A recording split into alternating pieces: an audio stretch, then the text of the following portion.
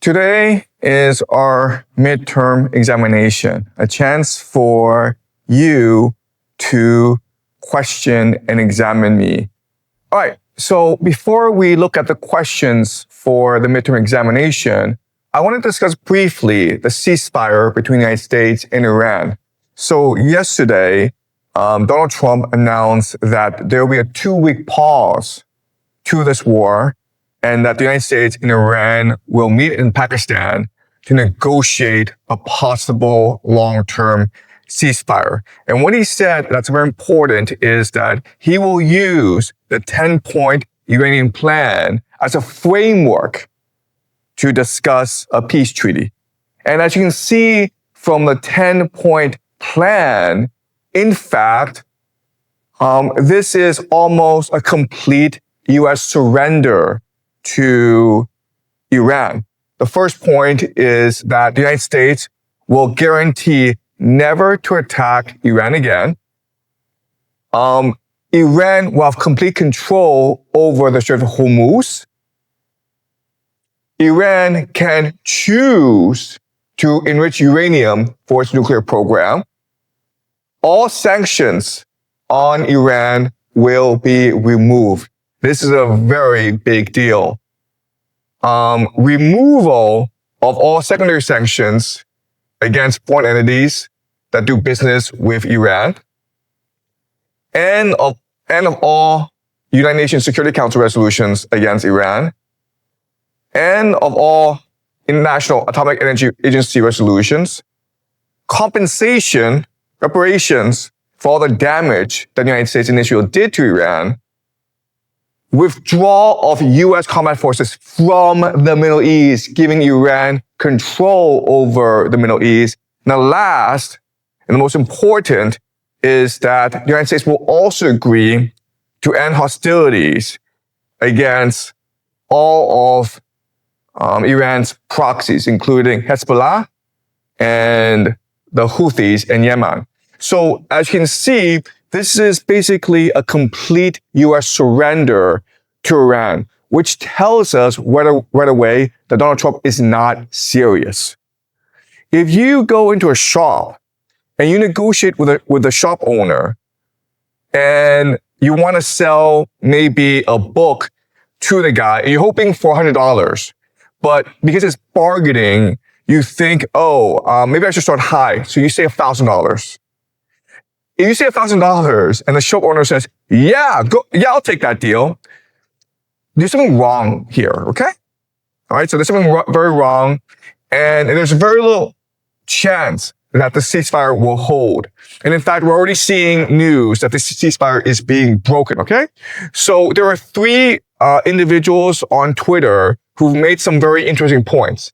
All right, so in this tweet, Mr. Bojak said that, listen, if this is really a ceasefire, why is the United States continue to send aircraft carriers, the USS George Bush, to the Middle East?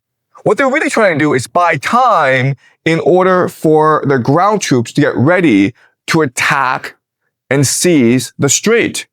Okay? So once everything is in position, then probably what will happen is that Israel will launch a false flag against the Americans, which will justify an American attack against Iran.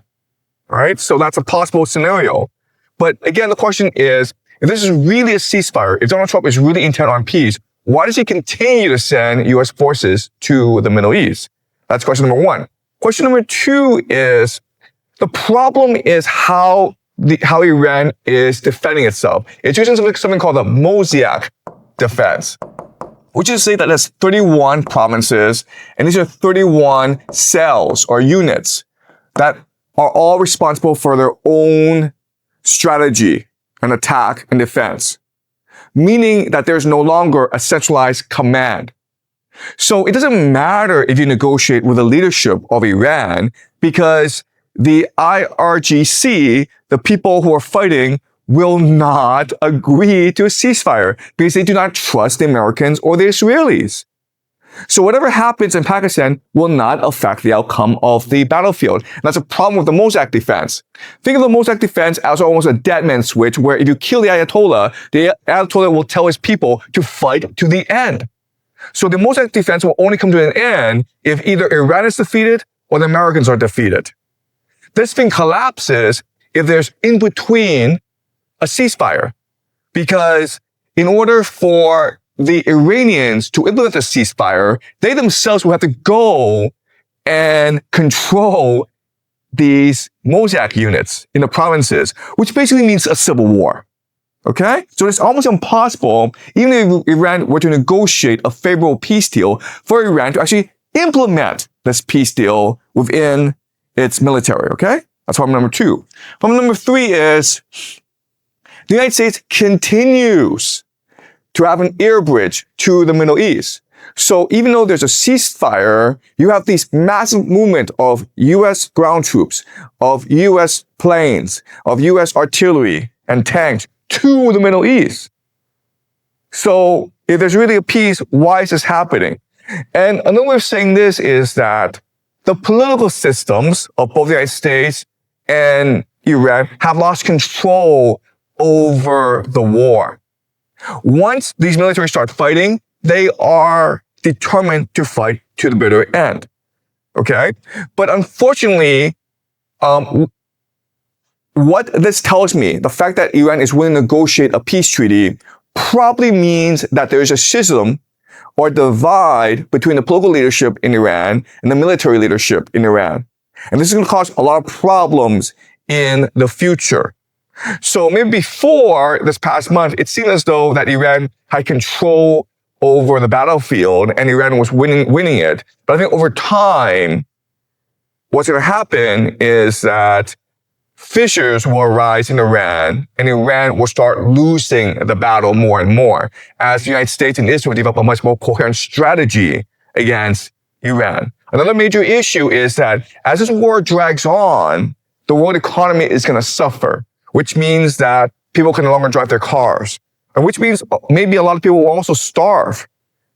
And this means that ultimately public or global opinion will slowly turn against Iran. Okay? And even Iran's closest allies, Russia and China, will feel the strain of this war and maybe even pressure Iran to end this war. But again, as we discussed previously, because of the way that Iran has structured its military defense, it is impossible for Iran to end this war unless it's either destroyed or it's destroyed the Americans. Okay? So this war, this ceasefire, it's only a PR stunt. It will actually lead to nothing. All right. The major point, okay, of contention is whether or not Lebanon is part of the peace treaty. So the Iranians believe that this peace treaty also includes its proxies, specifically Hezbollah in Lebanon and the Houthis in Yemen. But after this peace treaty was announced, Israel launched more than 100 strikes in 10 minutes across Lebanon, killing 250 people, at least 250 people. Okay? So Iran is obligated to defend Hezbollah morally. And Israel understands that if Iran breaks the peace treaty and defends Hezbollah, then it is Iran's fault, okay? And the Americans have come out and said that, well, you know, we agreed that Lebanon was not part of the deal. And JD Vance, the vice president, said, oh, it's a legitimate misunderstanding. We thought that Hezbollah wasn't part of this deal, but the Iranians thought it was. Okay, so this is a misunderstanding, okay? But this tells you that the Americans and Israelis are not serious about maintaining the ceasefire. Okay, they've already found a loophole.